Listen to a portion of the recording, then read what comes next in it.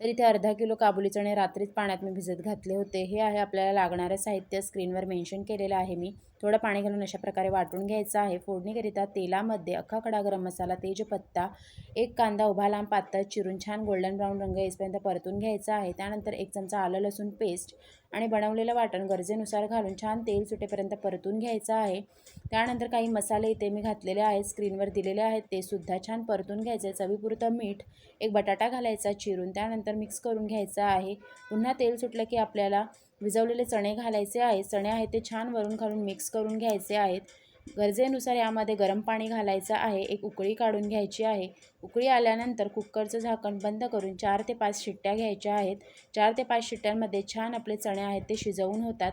तर तुम्ही इथे बघू शकता मस्त आपल्या भाजीला तरीसुद्धा सुटलेली आहे, बटाटासुद्धा शिजलेला आहे आणि चणेसुद्धा शिजलेले आहेत। वरून घालायची कोथिंबीर आणि मस्त आपला छोले मसाला इथे तयार झाला।